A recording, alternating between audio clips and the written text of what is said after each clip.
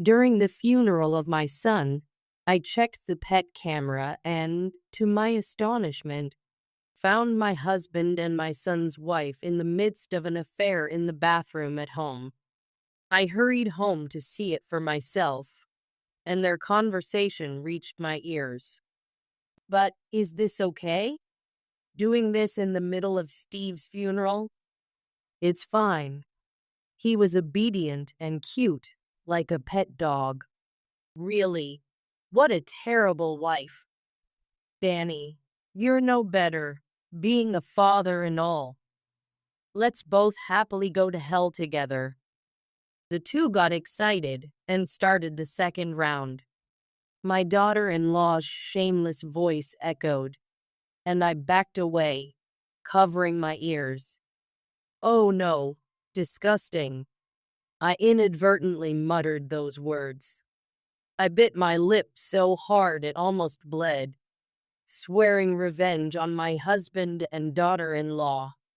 Steve, I won't let your betraying wife and father get away with this. Mom will make sure to get revenge, so watch over me. I am Helen Anderson, a 70-year-old housewife. I was out of luck when I married a man who believes women should guard the home and men should work hard. And I raised my son single-handedly while taking care of my husband. Because I am a full-time housewife, I don't ask for help with half of the housework. However, he would send my crying son and me to the living room in the middle of the night saying, "You're noisy," demanding perfect housekeeping from me, who stayed up all night due to his crying. And on top of that, he wouldn't bathe our son, change his diapers, or even try to interact with him. Even if he was in the same room, he would only read the newspaper or watch TV, showing no interest in our cute son at the peak of his cuteness. I lost all affection for such an indifferent father. The only things my husband showed interest in were neither his wife nor his son, with his innocent smiles and chatters, but teenage idols dancing on music shows. A middle-aged, pot-bellied, bearded man ignoring his family to drool over teenage idols on TV wasn't a pleasant sight. Our bedroom quickly filled with posters and photos. Plans to go to amusement parks were ruined by concerts, and he prioritized events over cheering for sports day. CDs played loudly throughout the houses. Perhaps due to such an environment, our son remained indifferent to women even as he came of age, showing no signs of marriage even past his 30s. Just when I thought he might remain single forever, around the age of 40, he said, "I have someone I want you to meet," and brought home a fiancée. She was a modest-looking woman, suited to long blonde hair and floral dresses. Michelle works at a client company of the firm I work for. After meeting her several times through work, I thought she was a wonderful person and asked her out. Last week, Steve proposed to me and said he wanted to introduce me to his parents. Next to my shy son, the fiancée blushed slightly and smiled. She was shy too, hardly speaking, and when she did, her voice was as cute as an anime girl's. My husband also watched the scene with a smile. Like me, perhaps such a reserved woman was perfect for my introverted son. Thinking so, I felt relieved. Little did I know what would happen 3 years later. "I'm really not good with men." That was the daughter-in-law's catchphrase. She said that, perhaps because she was raised by her mother alone. After losing her father at a young age, she got excessively nervous around the men. Even when interacting with store clerks, she would get nervous, look down, and barely manage a response. Especially men with thick beards or broad shoulders were physically repulsive to her. So, she was attracted to my son because of his androgynous appearance. Hence, my rugged, well-built husband was a bad match for her. He may have a loud voice and a rough appearance, but he has his gentle sides. He's not scary at all. Well, our cat avoids him, though. As I said this jokingly, Michelle replied with a forced smile. I'll try my best to get used to him. Her way of speaking irked me inside. It was as if she was treating my husband like a rare animal. Of course, I didn't say anything unnecessary and just responded, Please do. In the beginning, Michelle was scared of my husband, but as she declared, she gradually became accustomed to him. 3 years later, they could now chat amicably. She even began to open up to me, and we could go shopping together occasionally. Then, the seemingly quiet and modest daughter-in-law's mask began to peel off slowly. For example, when standing next to me, she was often mistaken for a granddaughter. Even an acquaintance I met at the nearest bus stop after a long time thought she was my son's daughter. No, I'm Steve's wife. Oh, such a young daughter-in-law? That's nice. I didn't really care about this interaction. It's true that she has a youthful face and could pass for her late 20s, and her modest dress style with frilled blouses and navy dresses suited her well. The problem was what she said after being mistaken for a granddaughter. I'm always so sorry. I just look so young. While smirking as she said this, I maintained my composure and told her, No need to apologize. You are cute, and you do look young. Cute? But you should try to look younger too, like dyeing your hair pink or purple. It was none of her business. I'm not a celebrity, and it's enough to be seen age appropriately. Besides, not to boast, but I have maintained my youthful figure, and I enjoy dressing stylishly appropriate for my age. Right now, I'm transitioning to gray hair. I don't think I have the courage to go colorful at this age. Only beauties suit gray hair. Michelle smirked unpleasantly. Well, I don't mind, but I feel sorry for your husband. He started going to the gym recently and has become quite handsome, so you should try to match him, especially since you're older than him. I nearly blurted out, Leave me alone, but I managed to swallow my words. Why do I have to be criticized so much by my daughter-in-law? Swallowing my irritation, I smiled at her. Thank you for your advice. It's good to see you getting along well with Steve. The main reason I endure not retaliating against my daughter-in-law is that I don't want my son to dislike me. I have heard too many stories of relationships souring when a son takes his wife's side in a dispute. My shy son mustered the courage to ask her out, and after 2 years of dating, he proposed. Whenever they returned home together, it was clear how much my son cherished his wife. In turn, the daughter-in-law, who usually had a frosty attitude towards me, seemed like a different person, chatting happily with my son. That's right. Steve is so cute. I can't even believe he's older than me. I love him. The blushing daughter-in-law looked adorable, and I felt relieved to see that their marriage was truly happy. Thus, I endured her behavior by venting to my sister. That daughter-in-law of yours has a nasty personality. My sister frowned, holding a coffee cup. Helen, aren't you being underestimated? Oh, maybe. Why don't you show some maternal dignity once in a while?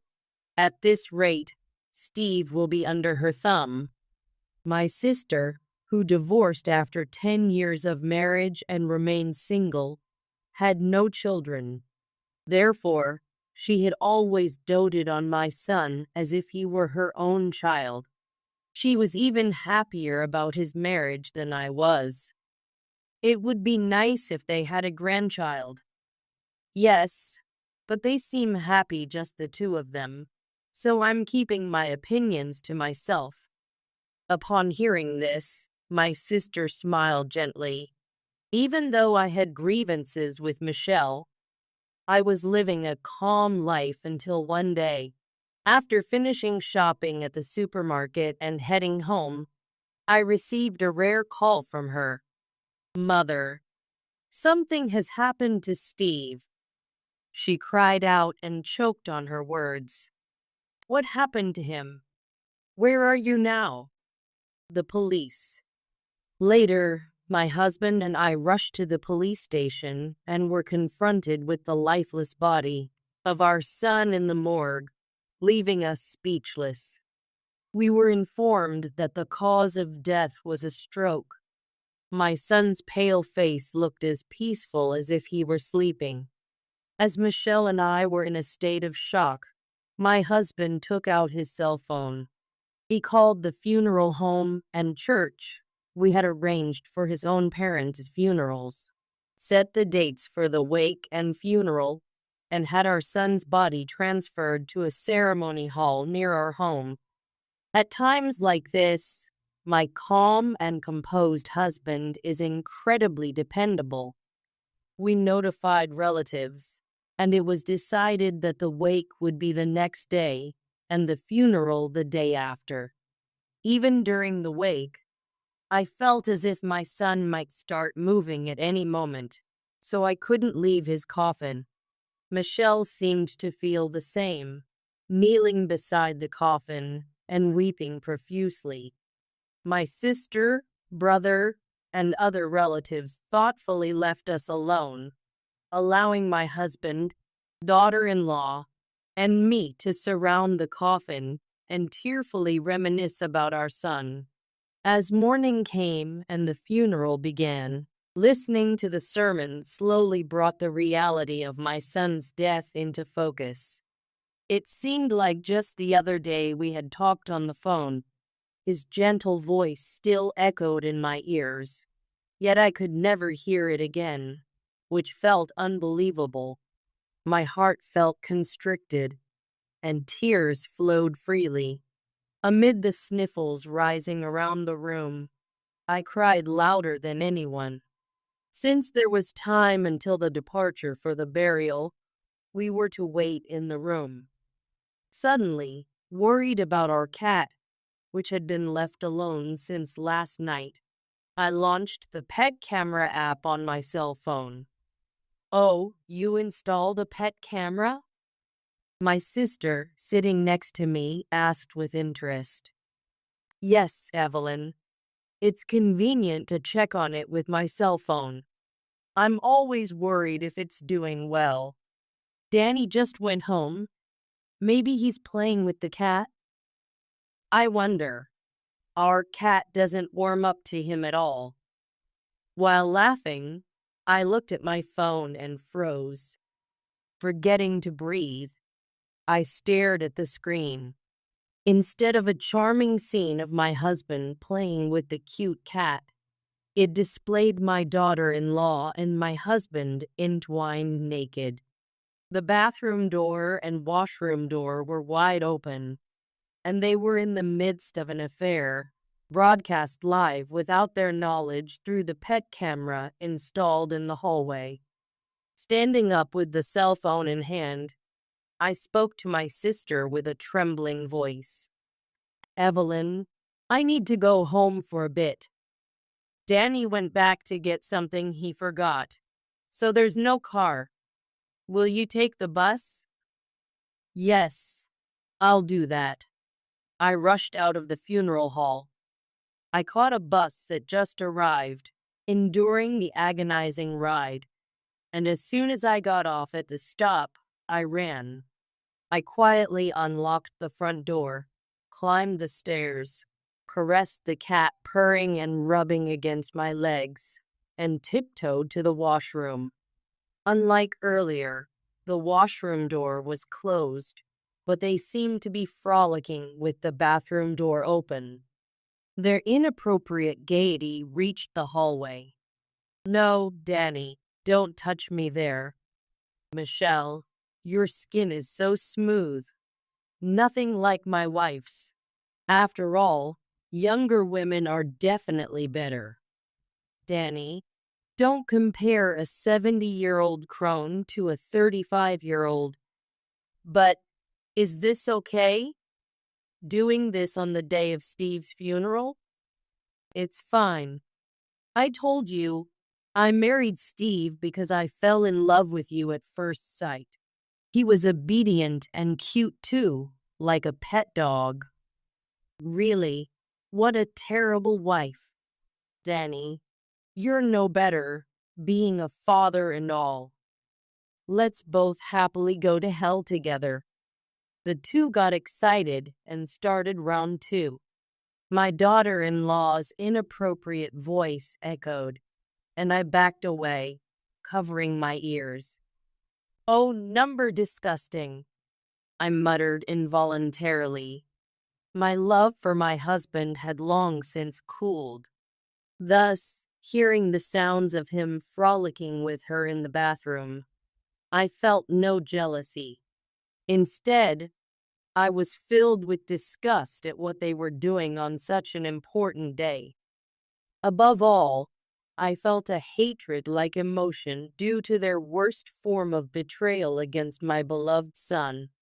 As I crouched in the hallway, covering my mouth, a cat approached me and gave a worried meow before gently licking my wrist. "Thank you, Candy. I'm okay," I spoke softly to the cat. As I stroked its smooth fur, I gradually calmed down. After my composure returned, intense hatred for my husband and daughter-in-law resurfaced. I bit my lips so hard it almost bled, swearing revenge on them. "Steve, I won't let your betraying wife and father get away with this. Mom will make sure to get revenge, so watch over me." First, I locked the bathroom door. It was a child lock installed to prevent our son from entering the bath on his own when he was little. I had left it on because it was too much trouble to remove, never imagining it would come in handy like this. Then, I threw their clothes out into the hallway and sent an audio recording of my husband and daughter-in-law's activities, along with a description, to my sister. She called me immediately. "Helen, don't send me such disgusting things. It's contaminating my phone." "Sorry. You feel the same, Evelyn."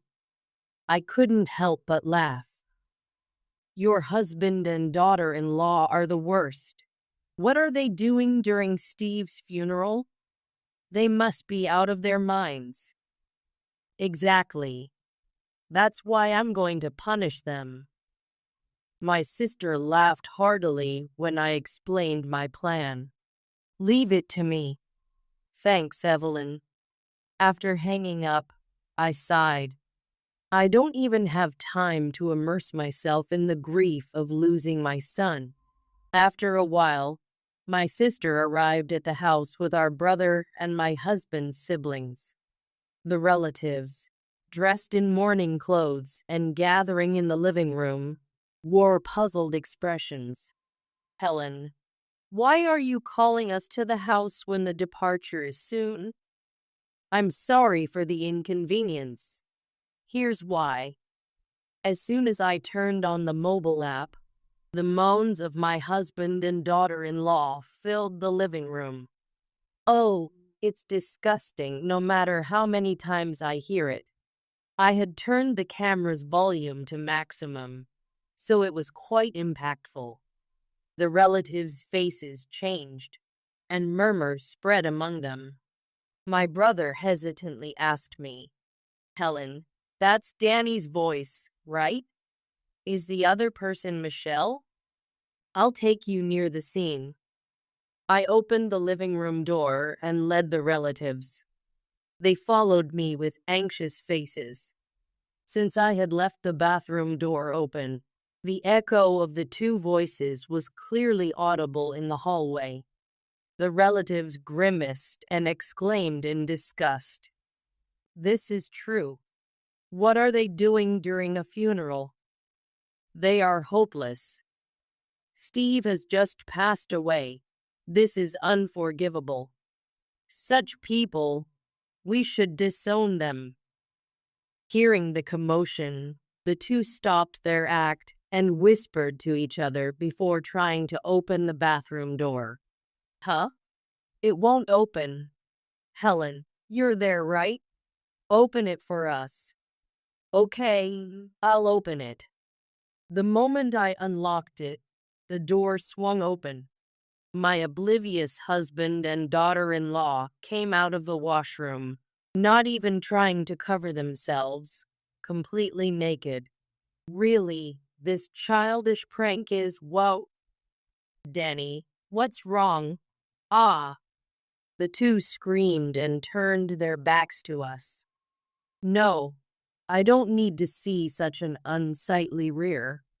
Danny, where are our clothes? Hey, Helen, give us our clothes back. If you want your clothes, apologize to us first and explain everything. Okay, just hurry up. I threw their underwear and bath towels at my husband's feet, and the two quickly wiped themselves off in the bathroom and hurriedly finished changing. The relatives furiously reproached them as they came out into the hallway, looking down. Danny, what are you thinking? It's your son's funeral. Betraying your wife and son, you shameless man. Michelle, you're the chief mourner, aren't you? Are you out of your mind? My husband and daughter-in-law, sitting in their underwear in the hallway, were berated severely by the relatives and shrank into themselves. I felt a sense of relief, but my anger was far from subsiding. We still have the departure to attend, so I'm going back to the venue. You two have no right to participate. Stay here and reflect on your actions. We're leaving now, but we'll hear from Helen later. Don't you dare run away. So, Danny, and you, Michelle, just wait quietly. After informing my husband and daughter-in-law, we returned to the funeral venue. As we were leaving, I saw the two of them looking down, changing into their mourning clothes. They were only pretending to reflect in front of us, surely. When we buried my son in the cemetery, a surge of regret overwhelmed me, and tears flowed freely. The staff must think I'm crying from the sadness of losing my son. They couldn't possibly imagine that I'm trembling with anger because my husband was taken by my son's wife. My sister, sensing my feelings, gently embraced my shoulder. We returned to the venue, and my brother took over as the chief mourner in place of the daughter-in-law. After the funeral ended, all relatives except for my sister went home. As we were leaving, my brother, with a gloomy face, spoke to my sister and me. Evelyn, please take care of Helen. Helen, stay strong. Kevin, thank you. I'll be fine. I forced a smile for my brother, and then my sister and I went home. As we opened the front door, We were met by my husband's vulgar laughter, and we involuntarily looked at each other. My sister placed her hand on her forehead and shook her head in disgust. With anger on my shoulders, I headed to the living room. My husband and daughter-in-law, who had been laughing uproariously while snacking, quickly straightened up at our appearance. Seeing the two sloppily dressed in morning clothes, my body trembled with anger. It's time to act without holding back. I'll start with the daughter-in-law. Danny Michelle, are you really sorry for what you've done? We are. It was just a lapse in judgment this time. Right. Forgive us, Helen. As my husband and daughter-in-law pretended to be contrite, my sister started to speak. I stopped her and pointed my phone at the daughter-in-law. Then, are you sorry about this matter too? What now? Ugh. Speaking in a cute voice and squirming, the daughter-in-law let out a low grunt. She tried to snatch the phone from me, but I quickly moved it away and showed it to my husband. What's this, Helen? Huh? What's this? Confused, my husband read the text on the phone screen. It says here, Michelle is spewing abuse at the newcomers, creating a terrible atmosphere at work. Please do something. My husband looked at the daughter-in-law with a suspicious gaze. He dislikes fighting, but he hates people who verbally abuse the vulnerable even more. She constantly nags staff who take leave for their children's illness. She hurls awful words at people who can't learn their jobs in one go. In the past year, 10 people have quit because of her. We're at our limit. If Michelle isn't fired, all of us will quit. Signed, the factory staff. I continued reading, and Michelle listened, frozen. I took a photo of the letter shown by the factory manager. Danny, let me tell you why I know about this. Michelle's workplace and the staff dorm are on land managed by Helen. She's the landlady. I added to his explanation. It's land I inherited from my father. I'm close with the factory manager and the president because of it. The other day, the factory manager consulted with me. I was going to talk to Michelle, but then Steve's incident postponed it. My husband looked at her in disbelief. Is this true, Michelle? So what? They're ugly and incompetent. It's irritating just to look at them. Even so, you shouldn't be hurling abuse at newcomers. What? Even you're making me out to be the bad guy? My husband seemed put off by her retort. He had only ever seen her surface.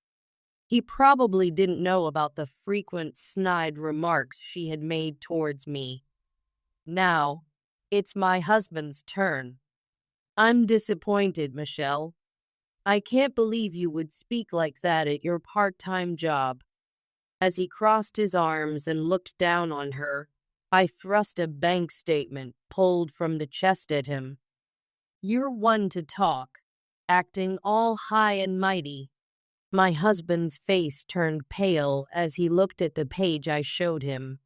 He looked down and mumbled an excuse, but it was incoherent. Helen, let me see too. That's a joint account, right? My sister looked at the page and grimaced deeply. Money has been withdrawn for the past 3 years. You've been cheating since then. The amount has been increasing, and over the past year, you've been withdrawing several $1,000s every month. Danny, were you really spending so much on your son's wife? Instead of my uneasy husband, Michelle proudly snorted. Steve was always nagging about saving. He only gave me gifts on our anniversary and my birthday. Danny, on the other hand, gives me brand bags and accessories for every occasion, like our 100th day together or the exact minute I was born. That's right. Modern couples celebrate these little anniversaries. I love you, Michelle. I love you too, Danny. It was a destiny meeting you. We must cherish it. As they hugged cheek to cheek, my anger exploded. Are you kidding me? After ruining your son's funeral, you dare say that? My usually quiet self yelled, and both my husband and daughter-in-law froze. You dared to spend $100,000 from our hard-earned savings. I will make you pay back every penny, including property division. $100,000? Did I spend that much? Come on, there's no way I can repay that. My husband's face contorted. He shook off Michelle's arm and begged in front of me with his hands together. Come on, please forgive me. If we divorce, I can't live on just my pension. I don't care about that. Despite my cold refusal, my husband made a pitiful face and clung to me. Helen, you can live off your father's inheritance. I only have my pension. I can't possibly pay the property division and repay the savings. If you can't pay all at once, we can arrange installments. At that, the furious daughter-in-law snapped. Wait a minute, Danny. You said you'd divorce next year, right? That was obviously a lie. Helen, as you see, please forgive me. Apologize to Steve rather than me. Not that I'll forgive you anyway. After I sharply retorted, my husband looked like he might cry. The betrayer husband was glared at by the daughter-in-law with a face full of anger. My sister watched the scene with a disapproving expression. After the funeral, I took only my valuables and moved to a hotel. When all the procedures related to my son were completed, I picked up my cat, slammed the divorce papers on my husband, and moved to a pet-friendly apartment. I arranged through a lawyer for the property division and the repayment of savings in installments, and set up a garnishment of his pension if he failed to pay. Now that the nuisances, my son and I, were gone, I thought my husband and daughter-in-law would be pleased, but their relationship soon soured. After being fired from the factory for abusive language and infidelity, the daughter-in-law struggled to find a full-time job, failing many interviews, and started working part-time instead. Chased by living expenses and the property division, she worked diligently, while my lazy husband did neither housework nor a job and demanded pocket money from her. When she refused, he brought up the abuse incident to blame her, and she completely fell out of love and initiated a breakup. Abandoned by Michelle, my shameless husband even tried to borrow money from relatives, but was refused, and reluctantly started working. Although his work went well, the fact that he had cheated with his son's wife spread in the neighborhood, leading to disdainful looks, and he couldn't stand it and sold the house. He was disowned by relatives and abandoned by friends, working tirelessly day and night to repay his debts to me, living a lonely old age in an apartment. At 70, I started a new life, enjoying my days with my lovely cat. I used to prioritize caring for my husband and dealing with my daughter-in-law. Now, I'm surprised at how free and easy being alone can be. I've made friends in the same apartment building, where many live with dogs and cats. We visit each other's homes and enjoy chatting. The sadness of losing my son has not yet healed, and I sometimes meet with my sister to reminisce and cry. Some nights, memories of my son return after I go to bed, and my cheeks get wet with tears. Yet, those of us who are left must live to the fullest. I keep my son's memory in a corner of my heart and cherish my time with my cat, looking forward to enjoying the rest of my life.